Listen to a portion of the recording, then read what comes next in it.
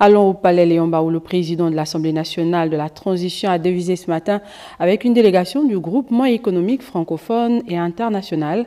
À l'heure du jour, la tenue prochaine à Paris d'un forum économique des PME-PMI. Jean-Rodrigue Bigounou, Valérie Charles Poulangoy.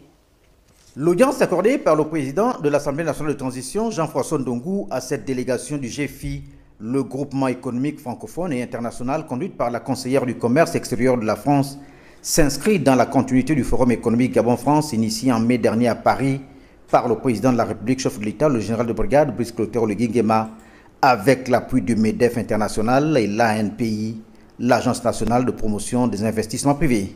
J'ai le plaisir d'accompagner une délégation de chefs d'entreprise et d'investisseurs qui souhaitent donc accompagner le Gabon dans sa période de développement économique. Objectif, l'organisation d'assises similaires à Paris au bénéfice des petits investisseurs, l'Assemblée nationale pouvant à cet effet se révéler un atout majeur. En tant que président de la Maison du Peuple, il a une grande visibilité sur les actions économiques qui se passent actuellement dans le pays. Et comme il nous l'a justement répété, donc son rôle aussi, c'est de nous accompagner, puisque une fois qu'on a identifié des projets, qu'on travaille avec les différents opérateurs économiques et les gouvernements, les ministères, etc., eux, ils reviennent aussi rendre compte auprès de l'Assemblée nationale, qui les accompagne dans l'inscription de ces projets, dans la loi des finances, pour suivre les étapes des différents investissements qui sont faits. Satisfait de ces échanges, le président de l'Assemblée nationale de transition s'est montré particulièrement enthousiaste. Séance tenante, il a d'ailleurs initié des échanges futurs entre les parties prenantes avec en perspective une intermédiation entre l'Assemblée nationale et les ministères concernés par la question dans le cadre de la diplomatie parlementaire.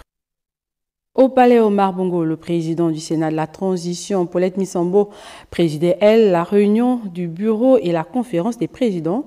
Lors du jour de chacune de ces deux réunions portait sur un certain nombre de textes législatifs qui régulent le fonctionnement de l'État. Gervais Fabrice Odjuga, Franck Mexon Mangolo.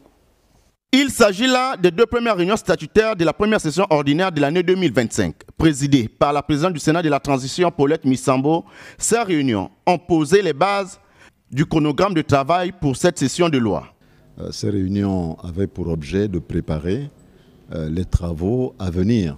Ainsi que vous l'avez indiqué, le Sénat a entamé depuis lundi dernier les travaux de sa première session ordinaire pour l'année 2025.